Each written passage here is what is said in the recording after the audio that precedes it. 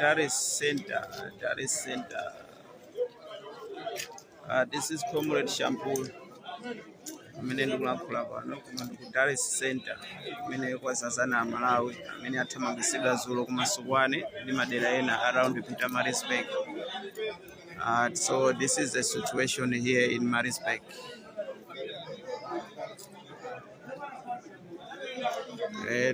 This is the place mene kuli ngati kuti chinyumba chimene cha masipala chimene chinapangidwa bandoli angwapempha kuti mwina apeze kumpumulo anthu kunoko ndithu zikomo kwambiri. Situation imene lili kuno kumaliso anthu adakabwerabe kukampu kunoko.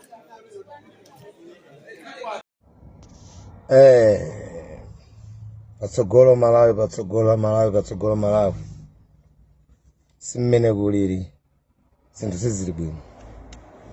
Amalati sanamizane zinthu sizili bwino pa ground ya.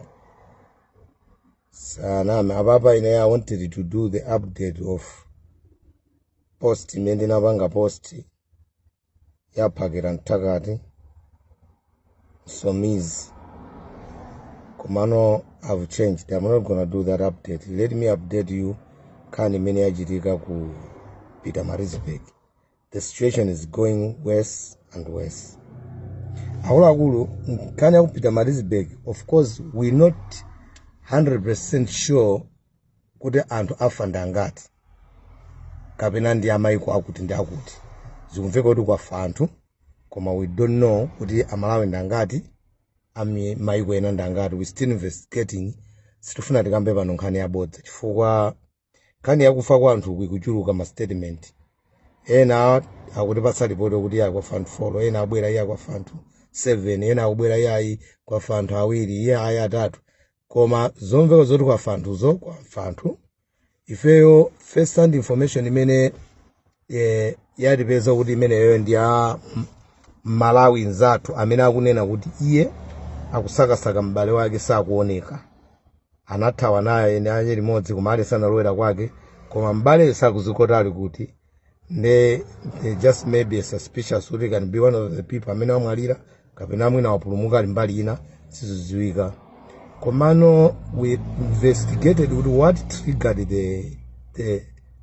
the situation kuti ifike pamenepo. Zilo lija unali match ku Pietermaritzburg. Nde before match kaeri ya kamene kawandikana ndi kumene kumakathera match kuli ma location angapo. Ndezo umveka kuti location ina yake imene ili close ndi kumene kunakathera match kunaphedwa munthu wa ku South Africa kuno pazifukwa zina masiku apitawo. Nde nkhani jangu apa kama foreigners they killed our people. Tienda abanduleni. Amene anafuna zoyambisa za ndeuzo ndi anthu aja match awe jama chazawo zimene amamachazi mofulu bwino akafika komalize kumene amakapereka memorandum yawo chongopereka zimene zija mpamene nalowa mudzi muja kwamba kumenya anthu. So ndakandu kumanena kuti akuluakulu amene tili ndalama kuti topilo Malawi tiyenti zipitani. Situation iyi palibe konzekera.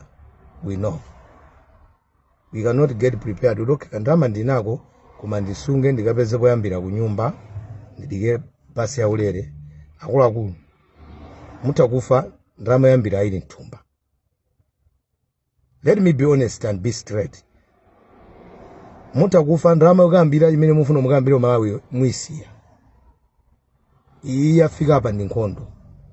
Kumene kukupita ku ndi nkhondo. Iniyo muona no kapemba jabana la polisi. Amachani akamapanga machani pamaka polisi angapo ambiri. Koma look, situation get out of hand, polisi lipompo anthu kumenyedwa paka na mveka zoti anthu afa. Polisi lipati? So do you think olokuda kauti jabwino kulibe polisi? Situation ikabandi. Ngati anthu akumenyedwa kuphedwa polisi lipompo. Akuluakulu samanene mobisira na mawu ena mati ya iwe kuti opyeza sindikuopsezani kwa kubwe mumve chilungamo chechimene chichitika pa ground. Ine simafuna nena zabodza. That's why nkhani yoti anthu afa ngati sinufuna ndichule bwinobwino ifuna ndilibe umbono okwanira. Ena mmati yayi mmandimbira mabwera inbox kushi kwafa anthu 7. Wina akubwera hayi kushi kwafa anthu 3. Wina akubwera hayi kushi kwafa anthu 2. So kwafa anthu koma sizoti anthu ondangati komanso zoti ndi Amalawi akuti kapena ndi Amalawi chifukwa kumene koko suli umakhala Malawi okaoka kumakhala anthu obwera ambiri amayiko ena. So we don't know kuti waphedwa ndi ndani.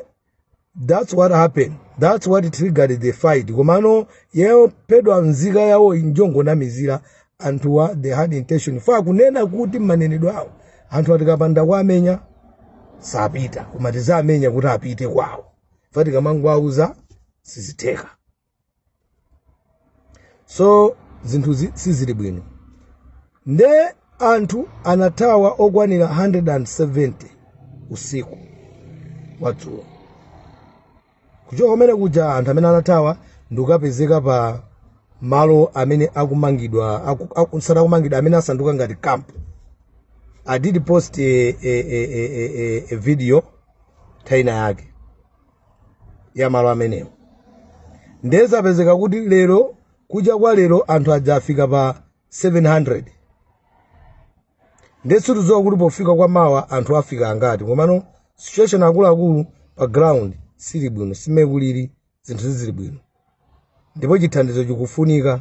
Tisaiwale kuti Amalawi amene akuthamangisidwa kuno, Amalawi amene akubwerera kuno, suti anangobwera so mwezi umodzi, ndiye tiyembekezere kuti tibwerera tonse mwezi umodzi.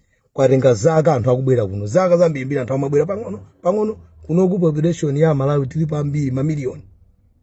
Ndiye taona anthu amene atengedwa kupita Malawi sanakwane 5,000 yomwe. Ndi akuluakulu ntchito ilipo. Ndi amene muli ndalama please don't die with money in your pocket. Ndi mentality yoti ndifuna ndikapeze poyambira ku nyumba. Save your life. Poyambira ni moyo. Moyo ndi capital. Zomwe kwambiri patsogolo Malawi patsogolo ndibwera ndi update ina kabatire kakoneka kuti kathaka nakamba zambiri koma let's cut it short. Koma message bwana mwaimva. Maso pamalo ndili pano dzuwa likundimenya maso kwambiri. Zomwe kwambiri.